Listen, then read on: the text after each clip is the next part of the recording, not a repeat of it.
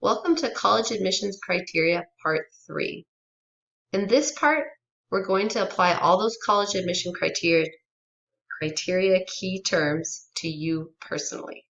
In Part 1, we went over key terms. In Part 2, we went over an example of how they apply to college applicants. And now it's your turn. So if you haven't looked at Part 1 or Part 2 yet, please go back and do that. Okay, let's take a look at how you apply those key terms to your situation. I'm going to ask you to think about your top schools that are most likely a match for you. If you're considering a CSU, I want you to call, yes, actually call at least 2 CSUs and ask for the eligibility index for incoming freshmen from the fall of 2019. Yep, you actually have to call, talk to someone. Don't worry, I'm going to help you with that. If you're considering a UC or a private or an out-of-state school, I want you to call at least one school, one on this one, and ask what qualities the school celebrates most in their incoming freshmen. This will give you an idea of which one of those 6 qualities in the comprehensive index you need to work on the most to get in. So here's where you need to take out your phones. If you are going to call a CSU, here's what you do. You're going to follow the dial menu until you reach the admissions department. Oh, I skipped a step. Sorry. You're going to Google the phone number, not for the school, but for the school's admissions department. So when you Google, you'll Google SDSU admissions and find the phone number specifically for admissions. If all you can find it is a central number, then you'll want to do number 1 and follow the dial menu, like press 1 for admissions and find the admissions department. Once you get somebody on the phone, and a real person is going to eventually answer the phone, you're going to explain that you're a high school student researching colleges. Here's a template of what you might say. I'm interested in making sure my grades are on par with your admissions criteria. What was the fall 2019 incoming freshman eligibility index cutoff? And they'll say, oh, it was 6,302 points. And you'll say, thank you for your help. And then you'll go to the eligibility index calculator and calculate to see if you would meet that cutoff. Okay. Number 5 says don't give out any personal information that you're not comfortable with. I recommend that. However, that doesn't mean that you have to pretend to be someone you're not. No one's writing down your name or even keeping track. Okay.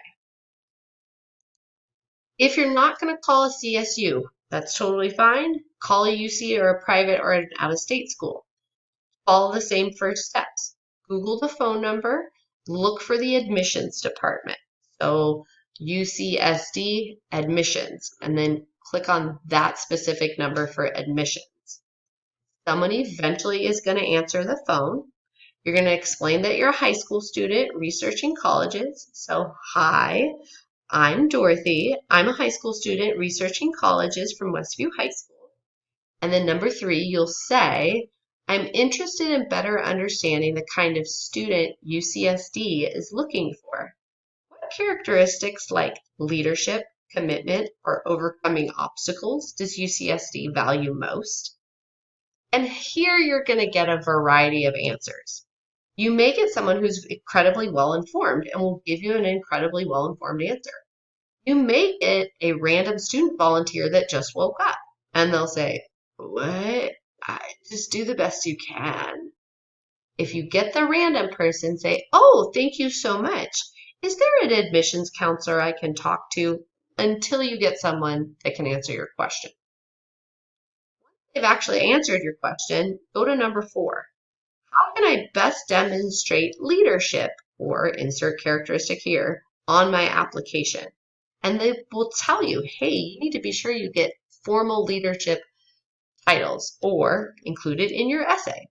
And of course, at the end, be sure Thank you for your help. Again, don't give out any personal information that you're not comfortable with, but you don't have to pretend like to be a teacher or a counselor. That's just silly. Okay, so here's the original directions. Don't get up yet. If you're going to consider a CSU, call 2 CSUs.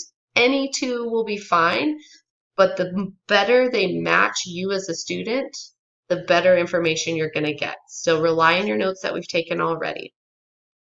If the CSUs are not open, which they're infamous for not opening until like 11 o'clock sometimes, just call a different CSU that seems analogous.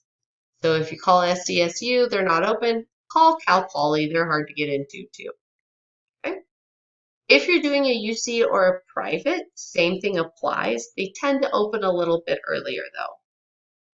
Feel free to do this with a partner. So if you and a friend are both interested in calling SDSU, you can call at the same time and put the school on speakerphone. Also, you can step outside the classroom, not now, wait till I'm done.